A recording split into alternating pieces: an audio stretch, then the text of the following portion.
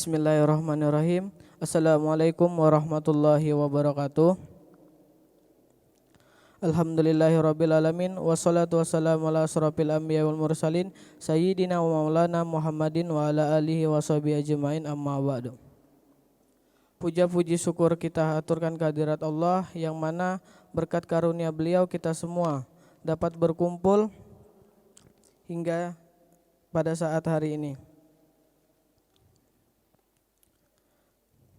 Salawat serta salam kita tak lupa kita haturkan kepada junjungan kita baginda Nabi besar Muhammad SAW yang mana berkat beliau kita semua dapat berkumpul dari zaman jahiliyah hingga zaman Islamiyah seperti saat sekarang ini. Yang terhormat kepada Pak M. Fajri Al-Farabi selaku pemateri kita pada hari ini. Sebelum lanjut ke pemateri, izinkan saya selaku moderator yang akan membimbing jalannya materi PBAK pada hari ini. Izinkan saya untuk memperkenalkan diri saya terlebih dahulu. Nama saya Dery Ilham Andrean, Program Studi Pendidikan Agama Islam semester 3. Baik, sebelum lanjut ke pemateri, izinkan saya untuk membacakan CV pemateri pada kali ini. Nama M. Fajri Al-Farabi. Alamat Jalan Abdul Wahab Syahrani, Gang 17 Blok E, nomor 48, Samarinda, Kalimantan Timur. Riwayat pendidikan MINU Darussalam Malang, SMP Darussalam Malang, MTS Sabilal Muhtadin Balikpapan, MA Sabilal Muhtadin Balikpapan, Stein Samarinda, Untak 1945, Sekolah Tinggi Ilmu Hukum Mahakam. Riwayat organisasi, Ketua PWGP Ansor Kaltim, Sekretaris Komisariat Pergerakan Mahasiswa Islam Indonesia Stein Samarinda, Sekretaris Umum Senat Mahasiswa Stein Samarinda, Koordinator Program Lingkar Mediasi, Sekretaris Jenderal Presidium Fokus 79, Wakil Ketua Pengurus Cabang Pergerakan Mahasiswa Islam Samarinda, Wakil Ketua PWGP Ansor Kaltim, Humas Pemprov Perbasi Kaltim, Humas Pemprov Taekwondo Indonesia Kaltim, Wakil Sekretaris Marilas, Direktur Lembaga Studi Kajian Islam dan Sosial.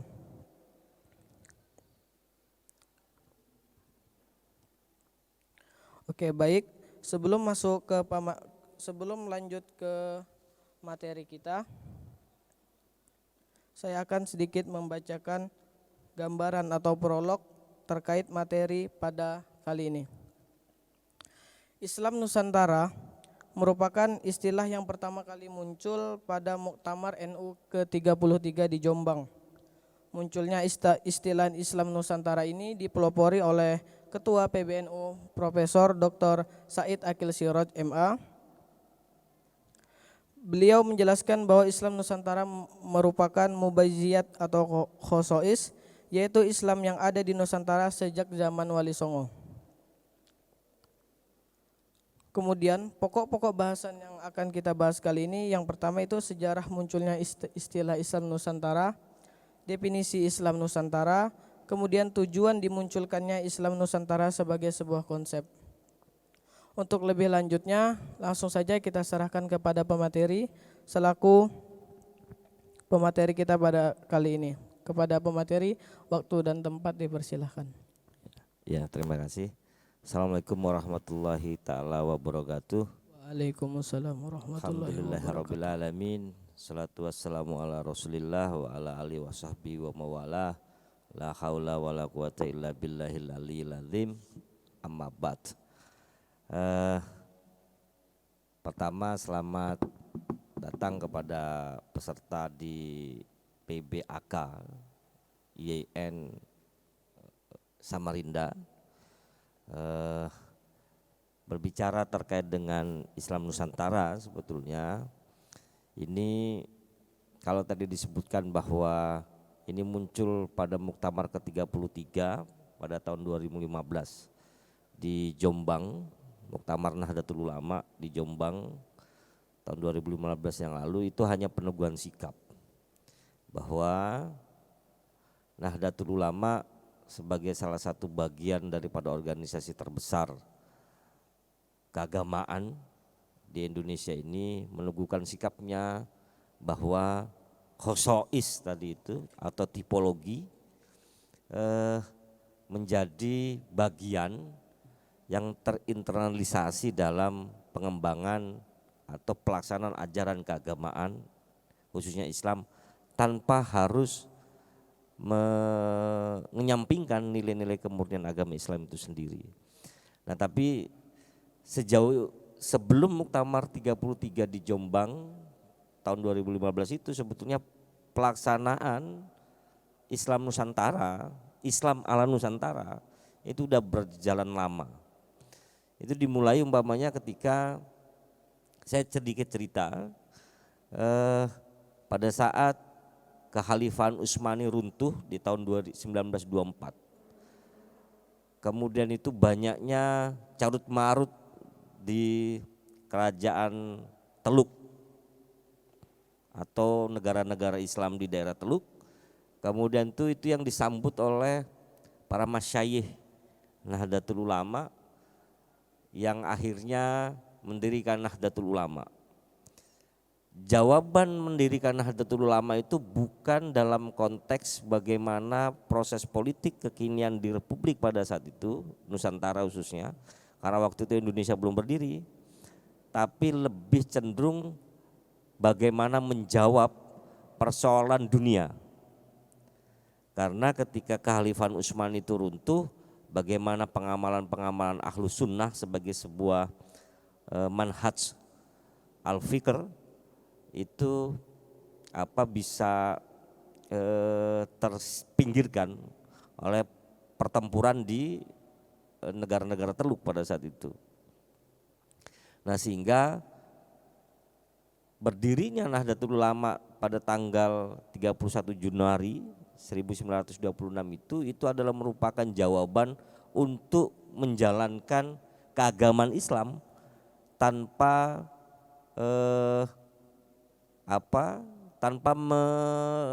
mengenyampingkan nilai-nilai tradisi yang ada di Nusantara. Nah, jauh sebelum itu justru pelaksanaan atau implementasi Islam yang berada di Nusantara ini sudah dilakukan oleh Wali Songo. Contoh umpamanya, kehadiran Islam itu melebur dengan budaya, melebur dengan tradisi. Kalau istilah kita kayak dulu sufik itu adalah al-muhafadzatu alal qadimi sholih wal ahdu bil jadil al aslah itu. Jadi merawat nilai-nilai tradisi yang lama yang baik dan mengambil nilai-nilai baru yang lebih baik. Nah, ini konsep Islam Nusantara yang pada tahun 2015 kemarin diteguhkan dalam Muktamar Nahdlatul Ulama di Jombang. Nah, alhasil singkat cerita adalah pelaksanaan atau peneguhan Islam Nusantara itu bukan sebagai mazhab. Jadi Islam Nusantara itu bukan mazhab. Bukan mazhab. Ini sekali lagi saya harus ulangi. Kadang banyak orang mengatakan bahwa Islam Nusantara ini mazhab baru, aliran baru, bukan. Tapi ini lebih pada khosois tadi itu, tipologi. Bangsa ini tipologinya adalah bagaimana menjalankan sebuah keyakinan tanpa harus menghilangkan tradisi-tradisi nenek moyang, leluhur. Ajaran Islam yang murni dengan tetap mengedepankan hukum keagamaannya, fikih, kemudian itu kepercayaan, tauhidnya, kemudian itu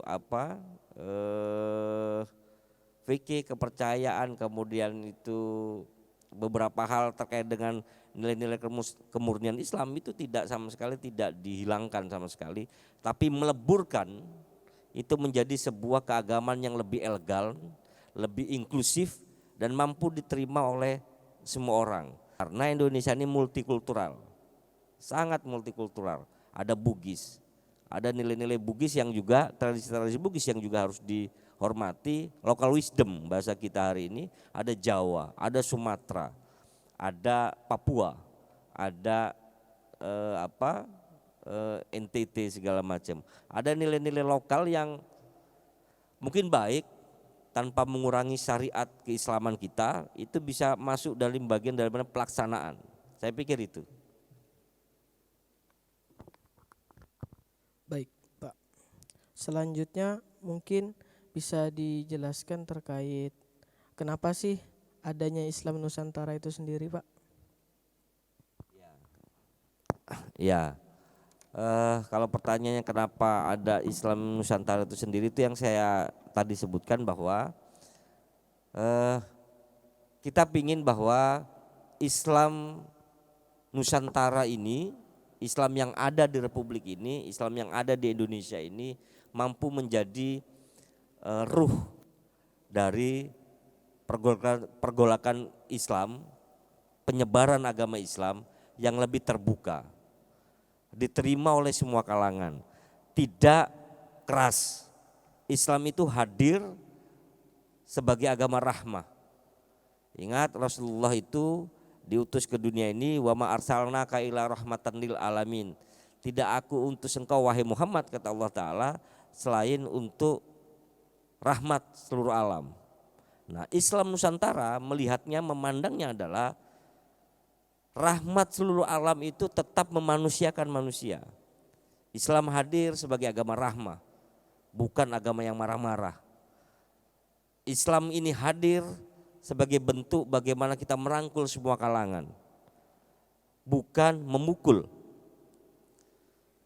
Islam harus hadir dalam konteks nilai-nilainya, bukan pada hal-hal yang simbolik.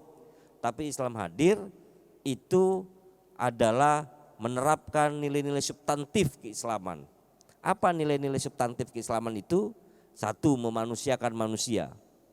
Kedua, tentunya adalah bagaimana melindungi hak-hak setiap makhluk ciptaan Tuhan, Allah Ta'ala. Nah, itu tidak bisa dilakukan jika kita mengedepankan konteks-konteks takfiri. Sedikit-sedikit salah, orang melakukan ini salah, orang melakukan ini salah. Nah, itu yang Nahdlatul Ulama wabil khusus melihat, memandangnya adalah jika itu dikedepankan, maka kita dalam waktu depan kita bisa perang saudara. Kejadian Islam di Teluk di negara-negara Timur Tengah umpamanya, kenapa hari ini umpamanya terus saja berkonflik? Suriah, Yaman, Mesir, bahkan Baghdad, Irak. Daerah-daerah Timur Tengah, Islam Timur Tengah hari ini terus saja berkonflik karena satu, tidak adanya rasa nasionalisme. Nah, Islam Nusantara yang hadir di Republik ini, yang diteguhkan oleh Nahdlatul Ulama pada Muktamar 33 Jombang tahun 2015 itu, ingin bahwa bangsa ini, agama ini menyatu dalam sebuah keberagaman yang equal. Bahwa Islam dengan hubbul waton minal imannya itu, setiap warga negara wajib mencintai negara ini, merawat negara ini sama persis dengan ketika Rasulullah merindukan Mekah sebagai kota kelahirannya pada saat beliau ada di Madinah. Kecintaan terhadap Republik ini menjadi konteks besar universal bagi keberagaman Islam yang diteguhkan oleh Nahdlatul Ulama. Baik, Pak. Jadi Islam Nusantara itu seperti yang Bapak katakan tadi bukan sebuah mazhab ya, Pak? Mungkin. Oke. Mungkin apakah Islam Nusantara ini bisa menjadi bentuk atau gaya baru di dunia atau di khususnya Indonesia ini sendiri, Pak? Ya, bisa ya. Pertama begini, karena hubbul waton minal iman itu tidak terkenal di di negara-negara Islam. Hubbul waton minal iman ini dikumandangkan oleh Hadratus Syekh Kiai Haji Hasyim Asy'ari. Bagaimana ketika mencintai negeri ini sama persis dengan mencintai agamanya dalam helah tarikan satu nafas. Ini yang penting. Banyak ulama-ulama negara Timur Tengah umpamanya sedang belajar bagaimana Indonesia bukan negara Islam, tapi mayoritas penduduknya Islam, masih bisa rukun, damai, kemudian itu konflik bukan konflik agama yang terjadi. Bagaimana ulama-ulama luar itu melihat Indonesia ini sebagai miniatur perdamaian dunia. Nah, itu yang sebetulnya bisa diadopsi oleh negara-negara luar dunia. Bahkan hari ini umpamanya melalui Kiai Haji Yahya Khalil Stakuf umpamanya sekarang lagi mengkampanyekan Islam humanitarian, Islam kemanusiaan. Ini untuk apa sebetulnya? Ini untuk melihat bahwa esensi keagamaan yang lebih utama itu adalah memandang nilai-nilai kemanusiaan. Ini substansi apa? Substansi Islam Nusantara. Contoh lagi kenapa kok Islam Nusantara ini sebagai khosois, tipologi, saya kembali lagi di awal umpamanya. Di Islam sendiri di daerah turunnya wahyu di Arab Saudi sana tidak mengenal umpamanya tradisi halalun bil halalin, halal bi halal. Itu hanya terkenal di Indonesia. Kenapa? Karena Indonesia dari Sabang sampai Merauke, dari Aceh sampai Papua itu masih mengedepankan nilai-nilai kerukunan, gotong royong. Ketika Idul Fitri umpamanya kita saling menghalalkan atas dosa-dosa kita, saling memaafkan. Di negara Arab Saudi, negara-negara timur yang memang negara Islam tidak mengenal itu. Nah, itu yang saya sebut bahwa Islam melebur dengan tradisi. Al-muhafadzatu 'alal qadimi sholih wal ahdu bil jadid al-aslah itu. Saya pikir itu. Baik, Pak.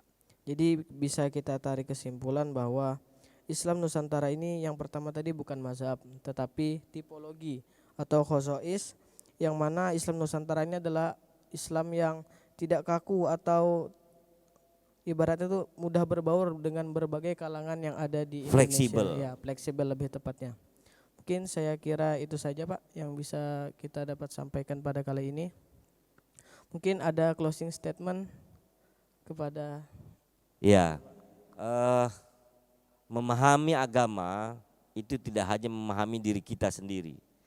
Memahami agama itu harus memahami orang sekeliling kita.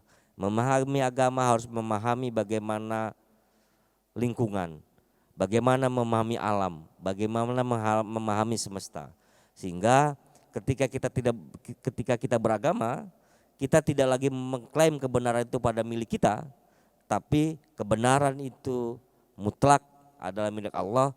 Kita sebagai manusia sama-sama mencintai, sama-sama memanusiakan manusia sebagai makhluk ciptaan Tuhan. Dan posisi keagamaan, posisi Islam adalah melihat hubungan ras, golongan, kemudian itu warna kulit, itu hanya bagian daripada perbedaan yang diciptakan Tuhan untuk semua kita lita'aruf, saling kenal mengenal, saling memahami satu sama yang lain.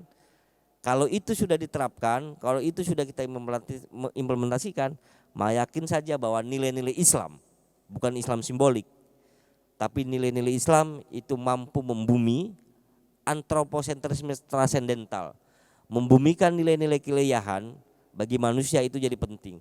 Bukan lagi pada persoalan simbol hari ini. Jadi saya pikir kita semua saling belajar bagaimana memahami diri kita, memahami alam dan memahami lingkungan ini sebagai bagian daripada tuntunan, fitrah dan jalan untuk mencintai Tuhan itu sendiri, Allah Subhanahu wa taala. Saya pikir itu. berakhirnya dengan closing statement dari Pak Fajri Al-Farabi tadi, mungkin berakhirlah diskusi kita pada hari ini. Saya selaku moderator memohon maaf apabila terjadi salah kata atau hilap dari saya sendiri. Kurang dan lebihnya saya mohon maaf. Wallahul muwaffiq ila aqwamit thoriq. Assalamualaikum warahmatullahi wabarakatuh.